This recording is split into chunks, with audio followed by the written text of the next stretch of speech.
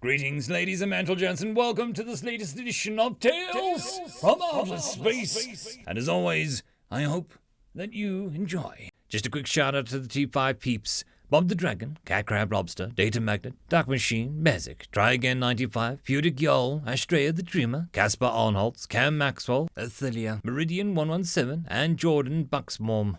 Thank you very much. Story number 1. When you put a mechanic in a Mageocracy. Written by Cal Bynes. It wasn't really a single war. There was a war between the us elves and dwarves where they fought on both sides, or later joined with both of us to repel the draconian hordes. Then, after the adventuring into portals they helped create to see other realms, and fighting tooth and nail against those who tried to use them to invade. They never singularly took a side, however.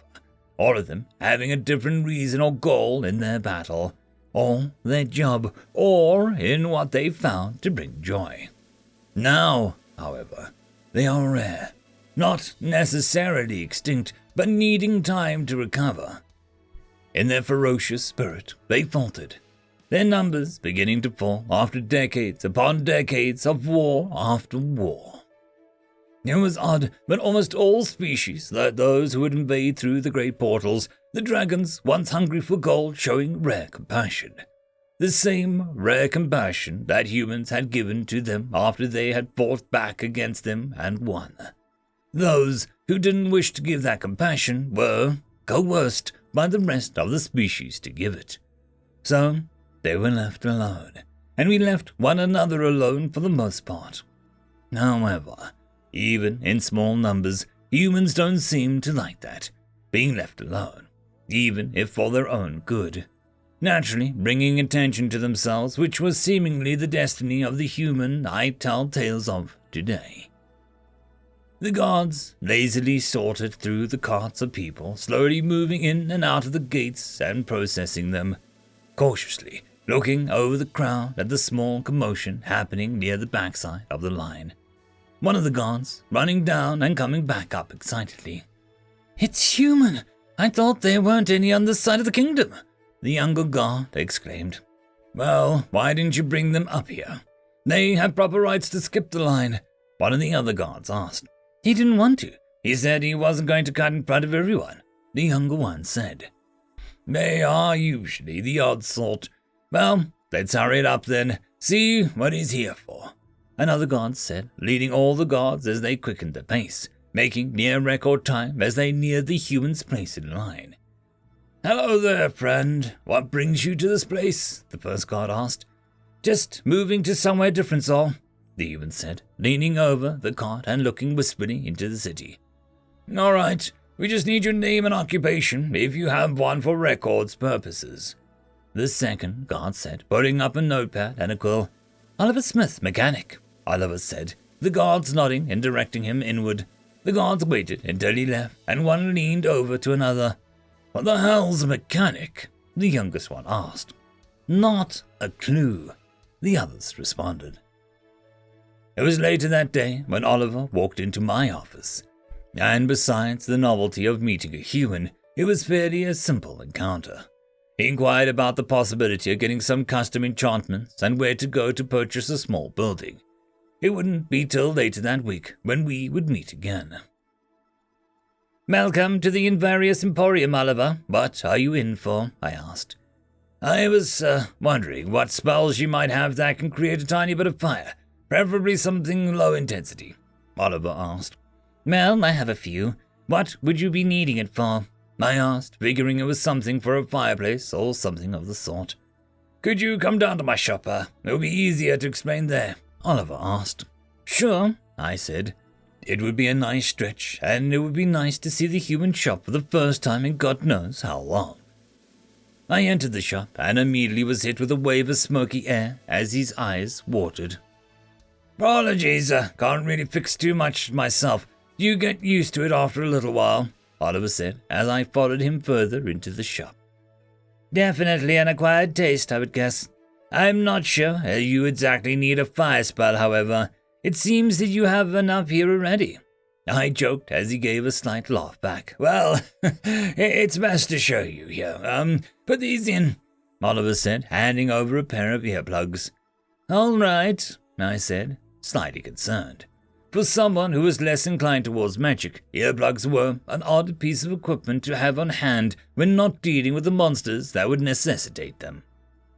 Oliver gave a thumbs up to make sure I had them in, and pulled a small tubular object from his coat and raised it towards the target at the far end of the wall.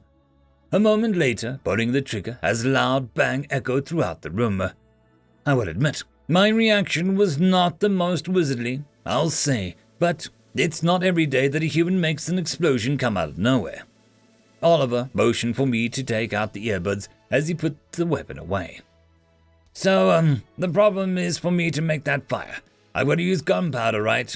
Oliver said. Yes, it's like a cannon that was made into a hand size, I responded incredulously. Well, yeah, that's where I got the inspiration. But obviously, when gunpowder gets wet, I can't exactly fire, Oliver said. Well, yes, that would make sense, I said. So, when I was thinking, instead of having to load up all sorts of powder into it, I enchanted the gun so to make a small bit of fire where the bullet is and put the powder in the bullet. Then the gun can even fire when it gets wet, Oliver stated. I could definitely try it. It would take a few days, but not too costly, as it should be a simple spell, I said, still in a little bit of shock as I rambled off my spiel on autopilot. All right, lovely to work with you, Mr. Evnavarus, Oliver said, reaching out and shaking my hand. I walked back to my home/business, deep in thought. The invention was extremely clever, I had to admit.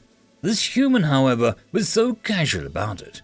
Little did I know this would only be the beginning of a long and chaotic story of Oliver Smith, the simple human mechanic living in a Mageocracy.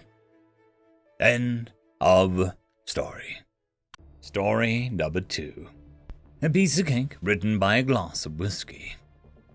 John, do you remember that cake you gave me the recipe for? It had truly been delicious. Say what you want about humans, but they do know their cooking. His friend had been so helpful and provided the recipe for it. Unfortunately, it also doubled as a coded message. How did it go? Go? Wasn't it a joke? Look, 3 cups of flour, a pinch of salt, a tablespoon of baking powder, and half a pint of beer, amongst other things. Yeah, so? What does any of that even mean? Precisely what is written. How can this be confusing? All right, then. How large is a cup? Well, it's 1/100th cubic foot. His intense stare did not detect any hints of a smile. He dared a quick peek at the human's feet.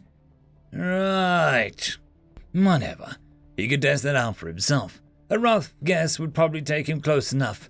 So, a pinch of salt. What's a pinch? You know, you take your 2 fingers together and then you have a pinch. John, dear friend, I don't have those. Just take a bit of salt then. It's not that big of a deal. Right, a bit, of course.